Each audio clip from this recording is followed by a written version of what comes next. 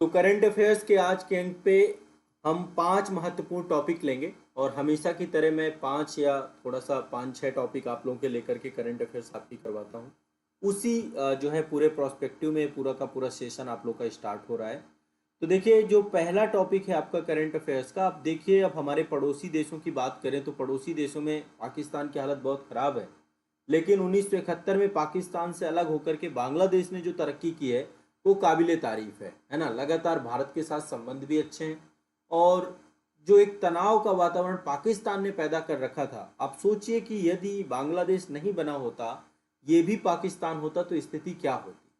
आप ये जो तस्वीर मेरे सामने देख रहे हैं, ये तस्वीर स्क्रीन पे जो आप देख पा रहे हैं, ये मेट्रो रेल की है।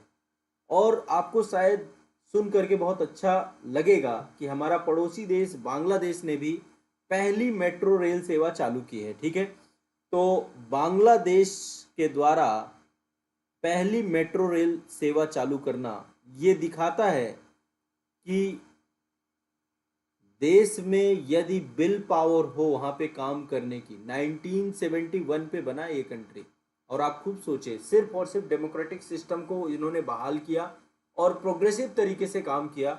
आज एक बहुत अच्छी दक्षिण भारत में एक उभरती हुई अर्थव्यवस्था के तौर पे बांग्लादेश को आप देख सकते हैं। तो दिसंबर 2022 में भारत के पड़ोसी देश बांग्लादेश ने मेट्रो रेल सेवा चालू की है। हाँ, यहाँ पे आप देखेंगे जापान के सहयोग से स्टार्ट किया है। किसके सहयोग से? जापान के सहयोग से। जैसे कि आपको भारत के बारे में भी पता है कि जब हमने भी, जो हमारी डीएमआरसी है, दिल्ली मेट्रो है, या जो मेट्रो प्रोजेक्ट है, जापान की टेक्नोलॉजी और जापान के सहयोग से हमने भी स्टार्ट किया था। तो ढाका में आरंभ हुआ। ये आप जो देख पा रहे हैं, बांग्लादेश की राजधानी ढाका है। और जो है शेख हसीना, जो बांग्लादेश की इस समय प्रधानमंत्री हैं, उनके द्वारा जो है इसका उद्घाटन किया गया प्रॉपरली। तो ये अपने आप में एक बहुत बड़ी बात है। तो यह मेट्रो सेवा जापान के सहयोग से प्रारंभ की गई है। बांग्लादेश की पहली मेट्रो सेवा है। ठीक है, बांग्लादेश की पहली मेट्रो सेवा है और ये आपको ध्यान रखना है। अब देखिए, भारत के साथ संबंधों की बात करें, यदि आप बांग्लादेश, जब भी बात आती है तो फिर भारत के साथ उसके संबंधों को लेकर डिस्कशन जरूर होता है। तो 18 मार्च, यहाँ पे एक एक दो फैक्ट और बता देता हूँ। वैसे मैं टॉपिक आपका कवर कर चुका हूँ, लेकिन फिर भी एक बार रिवाइज भी हो जाएगा आपका। 18 मार्च 2023 को, अभी जो बीत गया आपका 2023 को, प्रधानमंत्री नरेंद्र मोदी और जो बांग्लादेश की प्रधानमंत्री शेख हसीना थी, इन्होंने एक ज्वाइंट सेशन किया और वर्चुअल माध्यम से भारत और बांग्लादेश मैत्री पाइपलाइन, है ना, इसको बोलते हैं IBEP, वो IBFP, भारत बांग्लादेश मैत्री पाइपलाइन, है ना, India Bangladesh friendship pipeline, IBFP, इसका उद्घाटन किया गया था, इसका लोकार्पण किया गया था। लगभग 131 किलोमीटर लंबी जो है आपकी ये पाइपलाइन थी। और ये पाइपलाइन जो है, जो नुमालीगढ़ रिफाइनरी है हमारी, सिलीगुड़ से लेकर के बांग्लादेश पेट्रोलियम कारपोरेशन तक इसको पूरा जोड़ा गया है। और इससे देखिए क्या होगा, जो एक सबसे बड़ा संसाधन है ऊर्जा, और उसमें से पेट्रोल, उसकी जो एक एक्सपोर्ट इंपोर्ट है दोनों कंट्रियों के बीच में, उसको लेकर के सहायता मिल पाएगी। बांग्लादेश को इसमें बहुत बड़ी हेल्प मिलेगी। तो भारत बांग्लादेश मैत्री पाइपलाइन का भी उद्घाटन किया गया था वर्चुअल माध्यम से, भारत के प्रधानमंत्री और शेख हसीना दोनों के मध्य। तो एक तो ये आपको हमेशा याद रखना। और एक चीज अभी मैंने और आपको बताई थी, अप्रैल 2022 में शहाबुद्दीन चप्पू, ये बांग्लादेश के 22वें राष्ट्रपति के तौर पे इन्होंने शपथ ली थी। शहाबुद्दीन चप्पू, है ना, ये मैंने आपको बताया था। तो ये थोड़ा सा कुछ फैक्ट याद रखना है, लेकिन मेनली जो ये टॉपिक है, क्योंकि पहले टॉपिक में सारे आपके कंप्लीट कर चुका हूँ। बांग्लादेश के द्वारा जो है हमारे पड़ोसी देश के तौर पे बांग्लादेश ने जापान के सहयोग से पहली मेट्रो रेल सेवा स्टार्ट की है। ये आपको याद कर लेना है। ठीक है, अब देखिए आगे चलते हैं। अगली खबर यूरोप से है आपकी, है ना। देखिए, यूरोप में आपको पता होगा कि यूरोपीय यूनियन है और इसमें कई सारे कंट्री आपस में जुड़े हुए हैं। वैसे अभी इससे पहले यूरोपीय यूनियन से ब्रिटेन हट गया था। ब्रेग्जिट के बारे में आप सभी ने सुना होगा।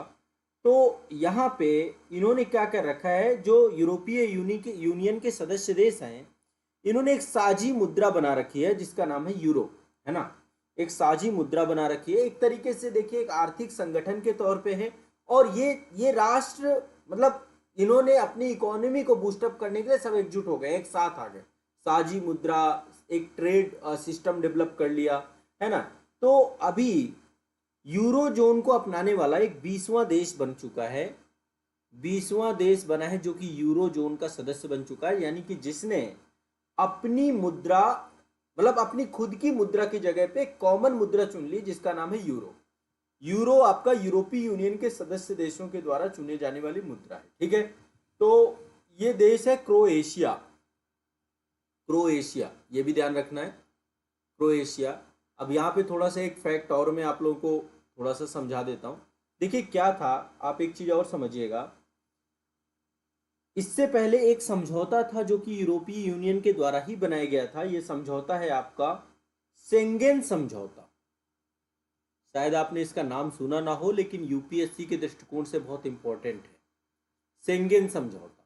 दरअसल शेंगेन एक जगह है, शायद लग्जमबर्ग में पड़ती है आपकी, है ना। तो शेंगेन में एक समझौता हुआ था 1985 को, और इस समझौते के तहत यूरोपीय यूनियन के जितने भी देश हैं, इन सभी देशों में कोई भी तरीके की, जैसे लाइक मान लीजिए यूरोपीय यूनियन के जितने सदस्य देश है ना, यदि वहां पे कभी आप घूमने जाते हैं तो इनमें कोई बॉर्डर नहीं है, एक साझा देश, एक ऐसे देश, मतलब एक तरीके से इन्होंने अपने आप को एकजुट कर लिया। और साथ ही इस समझौते के तहत जितने भी देश जुड़े हुए हैं उसमें लोगों के आवागमन के लिए कोई भी किसी तरीके की वीजा की जरूरत नहीं है, कॉमन वीजा है यूरोपीय यूनियन का। लोगों के आवागमन की, वस्तुओं के आवागमन की, सेवाओं के आवागमन की, तो इन्होंने जो है एक तरीके से इसको फ्री कर दिया है, आवाजाही को कोई रोक टोक नहीं। कोई एक व्यक्ति यदि यूरोपीय यूनियन का जो है वीजा लेता है तो इसके बाद सारे कंट्रीज में घूम सकता है। तो शेंगेन समझौता में भी क्रोएशिया जुड़ चुका था। क्रोएशिया क्रोएशिया 27वां देश बना है, 27वां देश बना है शेंगेन समझौता में जुड़ने वाला। और यूरोजोन यानी एक साझा मुद्रा को अपनाने वाला जो है क्रोएशिया 20वां देश बना है। तो भाई ये याद कर लेना, इंपॉर्टेंट है। शेंगेन समझौता के बारे में मैंने बताया कि लोगों की आवाजाही से लेकर वस्तुओं और सेवाओं सबकी आवाजाही को ये क्या कर रखा है, इन्होंने फ्री कर रखा है, आपस में कोई बॉर्डर नहीं है। देखो ये बहुत जरूरी है क्योंकि छोटे छोटे देश हैं, बाल्टिक कंट्रीज हैं, बाल्कन कंट्रीज हैं, तो यूरोप को एकजुट बना के रखने की, क्योंकि जितनी तबाहियां हुई हैं पूरे विश्व में वो यूरोप में ही हुई है। चाहे पहला विश्व युद्ध देख लीजिए, चाहे दूसरा विश्व युद्ध देख लीजिए, अभी रशिया यूक्रेन का चल रहा है। तो इनको बार मतलब ये अपनी अर्थव्यवस्था को बूस्टअप करने के लिए इन्होंने आपस में एक समझौता कर रखा, और उस समझौते के तहत ये यूरोपीय यूनियन के जितने भी देश हैं सारे के सारे एक साझी मुद्रा, एक साझी सीमा, ये सारी चीजों को, एकजुटता को इस्टेब्लिश करने का प्रयास करते हैं, ठीक है। तो ये मुझे लगता है कि आप लोग को शायद समझ में आ रहा है। यूरोजोन अपनाने वाला 20वां देश कौन बन चुका है, क्रोएशिया। इसको रट लेना है, मोस्ट इंपॉर्टेंट टॉपिक है आपका, याद कर लेना है, ठीक है। चलो आगे बढ़ते हैं नेक्स्ट भाई। ये इनका आपने देखा होगा, सभी लोग मुझे लगता है इनको पहचानते होंगे, और ये अपने आप में एक रिकॉर्ड है। ये हैं बेंजामिन नेतन्याहू, बड़ा सुना सुना सा नाम लग रहा होगा, और ये हैं इजराइल के प्रधानमंत्री, ठीक है। इजराइल के प्रधानमंत्री बेंजामिन, भारत के परम मित्र, है ना। कई बार प्रधानमंत्री नरेंद्र मोदी जी के साथ इनकी फोटो आप लोगों ने वायरल होते हुए देखा होगा। ये जो है इजराइल के नए प्रधानमंत्री अगेन फिर बन चुके हैं 29 दिसंबर 2022 को जो है, और ये 6 टाइम है, 6ठी बार जो है ये बने, ठीक है। इनकी पार्टी है जिसका नाम है लिकुड पार्टी, लिकुड पार्टी, है ना। तो लिकुड पार्टी के मेंबर हैं ये, और नेतन्याहू 73 वर्ष के हो चुके हैं, 73 ईयर, आप सोच सकते हैं बहुत बड़ी बात है। और नेतन्याहू 6ठी बार इजराइल के प्रधानमंत्री की शपथ ली है इन्होंने। और इजराइल में देखो जो संसद है उसका नाम है नेसेट, इजराइल की संसद को बोलते हैं नेसेट। जैसे लाइक हमारे देश में तो संसद जो है संसद ही बोलते हैं उसको, पार्लियामेंट ही बोलते हैं, विधायिका का नाम संसद है। अमेरिका की संसद को कांग्रेस बोलते हैं, अलग अलग नाम है ना। तो संसद जो है वहां पे मतलब 120 सदस्यों में से 63 सदस्यों का इनको जो है समर्थन प्राप्त हुआ, और अगेन ये 6ठी बार जो है वहां के इजराइल के प्रधानमंत्री बन चुके हैं। तो ये लोकप्रियता इनकी दिखाता है। और आपको शायद पता हो जब इनके चुनाव प्रचार हुए हैं तो प्रधानमंत्री नरेंद्र मोदी जी ने जिस तरीके से यहाँ पे कैंपेनिंग की थी, स्लोगन्स थे, वो सब का प्रयोग भी किया गया था एक स्ट्रेटजिक तरीके से। ठीक है, तो ये बहुत बड़ी बात है और ये इनका जो है प्रधानमंत्री बनना इजराइल का भारत के लिए बहुत बेहतर है। ठीक है, चलो भारत के एक अच्छे सहयोगी के तौर पे है। अब आगे चलते हैं अगली खबर की तरफ। देखो ये एक बहुत बड़ी उपलब्धि होगी जिस दिन हमारा देश सेमीकंडक्टर बनाने लग जाएगा, है ना। और पहला Semicon India future design road show आपका, ये जो आप देख पा रहे हो सेमीकॉन इंडिया, ये क्या है आपका, ये आपका सेमीकंडक्टर डिजाइन में निवेश को प्रेरित करना कि भैया आओ और पैसे लगाओ। किस लिए लगाओ पैसा, भारत में सेमीकंडक्टर बनाओ। तो इसके लिए प्रॉपर एक कार्यक्रम हुआ सेमीकॉन इंडिया, है ना, Semicon India future design road show. ये आपका पूरा का पूरा एक कार्यक्रम मंगाए, कहाँ हुआ ये, गुजरात के गांधीनगर में। कहाँ हुआ, गांधीनगर में। ठीक है, अब देखो भारत सरकार, देखो सेमीकंडक्टर के बारे में आप सभी जानते हैं, जितनी भी इलेक्ट्रिक डिवाइस होती हैं उन सब का ब्रेन है सेमीकंडक्टर, है ना। इसी के द्वारा तय किया जाता है कि किसी भी जो भी है, चाहे आपका ऑटोमोबाइल सेक्टर हो, चाहे वो आपका कोई भी डिवाइस होती हो, सब में सेमीकंडक्टर पड़ता है। और अभी वर्तमान में बहुत ज़्यादा देश नहीं, एक तो सिलिकॉन वैली जो आपका लाइक यूएसए है, ताइवान है, चाइना है, या जो कुछ दक्षिण कोरिया है, ये कुछ कंट्रीज हैं जहाँ पे, ताइवान जिसमें से अग्रणी कंट्री है जिसके द्वारा सेमीकंडक्टर उत्पादन सबसे ज़्यादा किया जाता है। तो ऐसे में देखिए भारत में सेमीकंडक्टर बनाना ये आने वाला भविष्य है जो तय करेगा भारत की अर्थव्यवस्था को, और इस दिशा में काम किया जा रहा है। तो भारत में सेमीकंडक्टर डिजाइन उद्योग को बढ़ावा देने के लिए इलेक्ट्रॉनिक और सूचना प्रौद्योगिकी मंत्रालय के द्वारा Semicon India future design road show का एक श्रृंखला प्रारंभ की गई है। और इसमें, इस कार्यक्रम में भारत के युवाओं को, स्टार्टअप कंपनियों को, अनेक उद्यमियों को, और साथ ही इसको निवेश को आकर्षित करने के लिए कि लोग आए भारत में इन्वेस्ट करें और भारत में सेमीकंडक्टर उत्पादन को लेकर के एक जो बेसिक इंफ्रास्ट्रक्चर की आवश्यकता है उसको बनाया जा सके। तो सेमीकॉन इंडिया फ्यूचर डिजाइन ये आप पूरा का पूरा देख पा रहे होंगे। ये मतलब आप सोच नहीं सकते, जो इस आत्मनिर्भर भारत की हम बात कर रहे हैं वो उसके ये प्रारंभिक, जो कह सकते हैं कि प्रारंभिक लक्षण दिखने लग गए हमको, है ना। आने वाला भारत कैसा होगा, पूर्ण रूप से आत्मनिर्भर तब बन पाएगा जब हम हर एक डायरेक्शन में इस तरीके का अप्रोच लेकर के चल पाएंगे।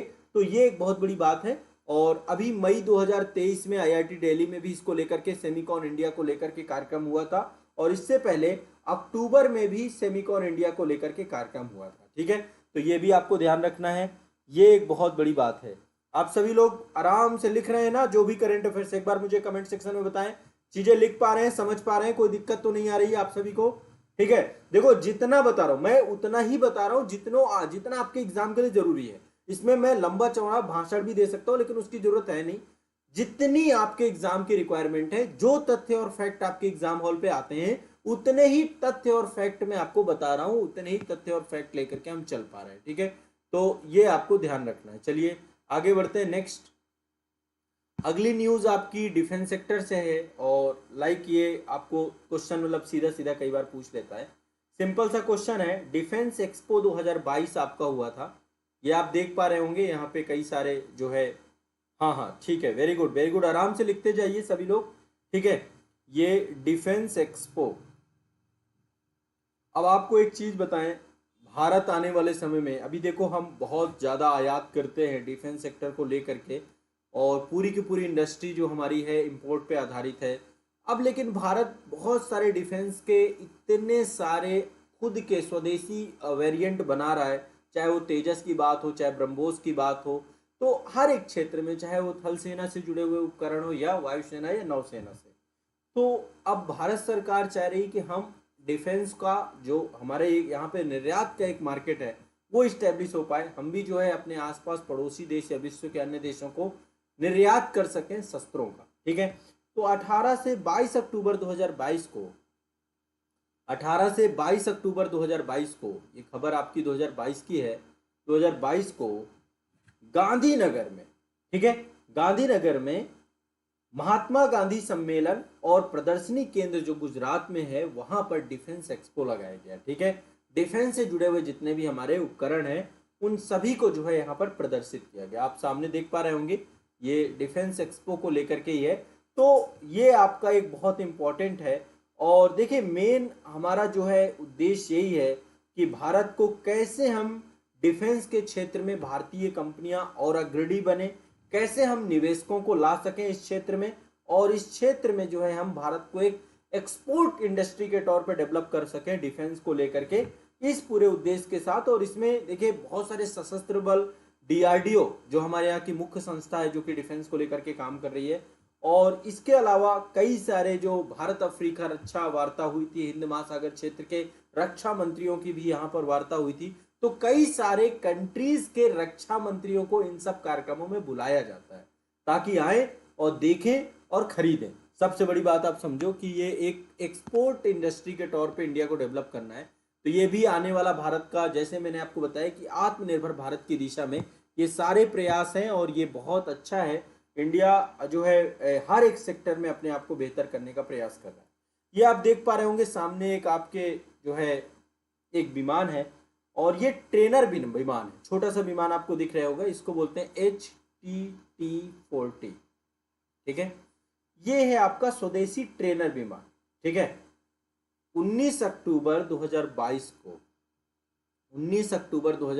को प्रधानमंत्री नरेंद्र मोदी जी के द्वारा गांधीनगर में, देखो गुजरात से मोदी जी हैं, वैसे अब तो मैं तो यूपी से कहता हूं हमेशा क्योंकि बनारस से जीते हैं, लेकिन गुजरात में इतने सारे जो है कार्यक्रम और चीज़ें लगातार होती रहती हैं।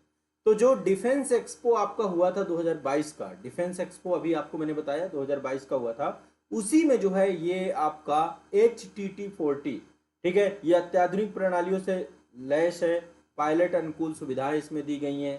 ठीक है, वातानुकूलित केबिन है, और एक चीज़ और है, जब कभी कोई भी जो आपका किसी भी प्रकार से कोई भी विमान जो होता है यदि दुर्घटनाग्रस्त होता है तो इसमें जो है इंजेक्शन सीट होती है। इंजेक्शन सीट लाइक यहाँ से अपने आप को जो पायलट होता है वो इंजेक्ट कर देता है, हवा में उड़ जाता है, बाकी का पूरा का पूरा। तो इंजेक्शन सीट इसमें दी गई है। 60% से अधिक इन हाउस पुर्जे हैं, यानी कि भारत में बनाए गए हैं, है ना। टर्बो प्रो इंजन है इसका, वर्षा के प्रतिरोधक क्षमता है, ये जितनी भी सारी चीज़ें हैं।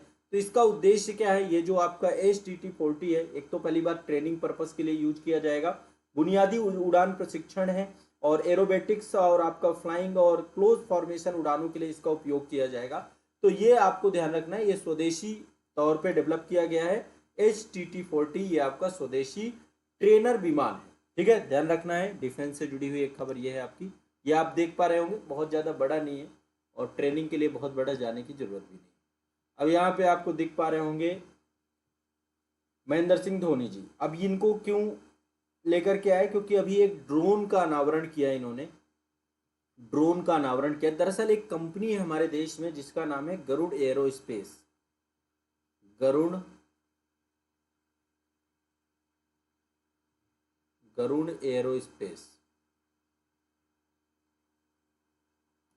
एरोस्पेस, इसके ये पहली बात तो ब्रांड एम्बेसडर है कौन, महेंद्र सिंह धोनी। गरुड़ एरोस्पेस इसके ब्रांड एम्बेसडर हैं। तो अभी स्वदेशी रूप से विकसित एक कैमरा ड्रोन है, ये आप देख पा रहे होंगे, यहाँ पे ये कैमरा लगा हुआ है, ये क्या है आपका कैमरा ड्रोन। कहाँ पे डेवलप किया गया, भारत में। इस कैमरा ड्रोन का नाम रखा गया है ड्रोनी। क्या नाम रखा गया, ड्रोनी। इसका अनावरण किया है, ठीक है, महेंद्र सिंह धोनी के द्वारा ही किया गया है। अब इसका ड्रोनी का उपयोग कहाँ पे किया जाएगा, एक तो एग्रीकल्चर में किया जाएगा, कृषि में, है ना।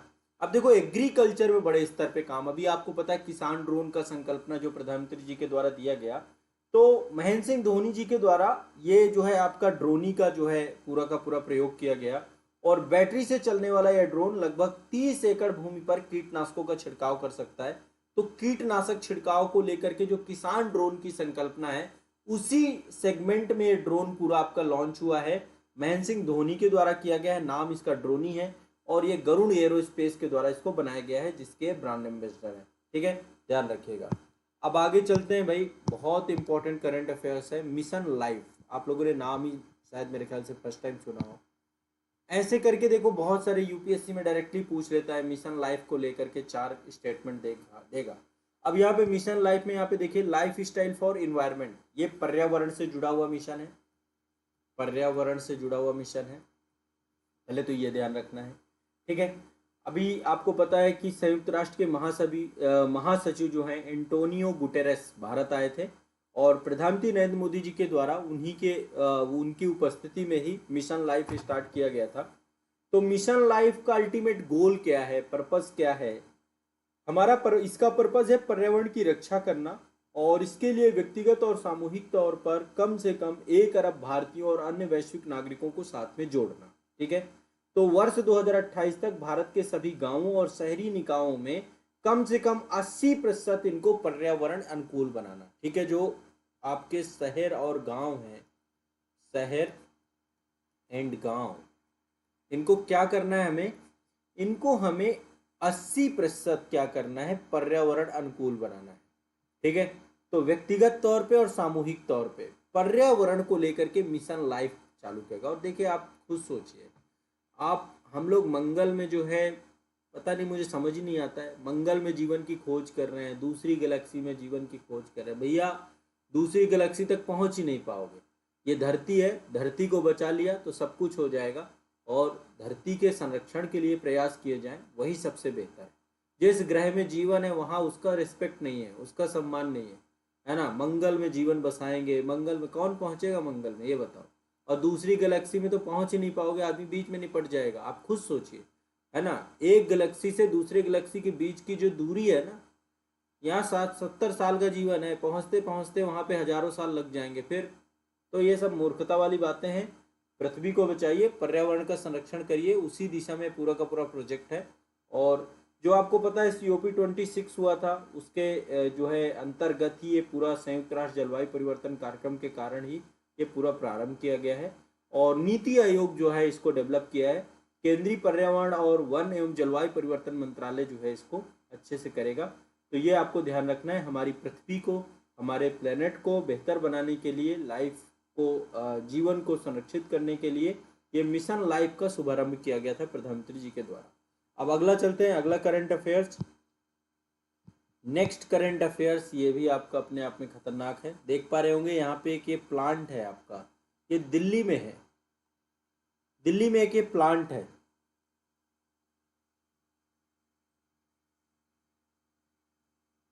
हाँ, दिल्ली में एक प्लांट है, इसका नाम क्या है? इसका नाम है तहे खंड वेस्ट टू एनर्जी प्लांट। ये आप देख पा रहे हैं, वेस्ट टू एनर्जी प्लांट। इससे आप समझ पा रहे होंगे कि भैया कूड़े से हमें ऊर्जा बनानी है ना। दिल्ली में तो आपको देखिए पूरा पहाड़ बना रखा है, प्रकृति ने तो पहाड़ दिल्ली को दिया है, अरावली का विस्तार है आपका, लेकिन कृत्रिम तरीके से लोगों के कचड़े से पहाड़ बन गए। गाजीपुर बॉर्डर से लेकर के अन्य कई सारी जगहों पर पहाड़ी पहाड़ है। तो इस कचरे से एनर्जी में इसको कन्वर्ट करना है, और इसको लेकर के प्लांट बनाया गया है। ये 2000 मीट्रिक टन कचड़े को प्रतिदिन निस्तारित कर रहा है। और अभी कई कई बड़े बड़े जो ढेर बन गए हैं कचड़े के, उन कचड़ों के ढेरों को जो है उनसे एनर्जी में कन्वर्ट कर रहे हैं। तो ये 26 अक्टूबर 2022 को ये प्लांट आपका इस्टेब्लिश किया गया था, 26 अक्टूबर 2022 को। ठीक है, इसका नाम है तहे खंड वेस्ट टू एनर्जी प्लांट। इससे क्या होगा, दिल्ली नगर निगम का जो कूड़ा है उससे बिजली उत्पादन किया जाएगा। तो केंद्रीय जो गृह एवं सहकारिता मंत्री अमित शाह जी हैं, उनके द्वारा जो है इस प्लांट का उद्घाटन किया गया, और इससे जो है लगभग 25 मेगावाट प्रतिदिन विद्युत भी बनेगी। 25 मेगावाट जो है बिजली भी बनाई जाएगी। ठीक है, तो ये बहुत इंपॉर्टेंट है दिल्ली वासियों के लिए और दिल्ली के लिए। ठीक है, तो आज के करंट अफेयर्स के सेशन में देखें तो एक तो मैंने आपका ये बताया कि ये तहे खंड वेस्ट टू एनर्जी प्लांट है। मिशन लाइफ के बारे में चर्चा की, पर्यावरण संरक्षण को लेकर के है। हमने ड्रोनी के बारे में बात की कि गरुड़ एरोस्पेस के द्वारा जो है एग्रीकल्चर को लेकर के ड्रोनी बनाया गया है। इसके बाद जो है हमने चर्चा की आपका जो ये HTT-40 आपका ये स्वदेशी ट्रेनर विमान है गांधीनगर में, इसके बारे में चर्चा की।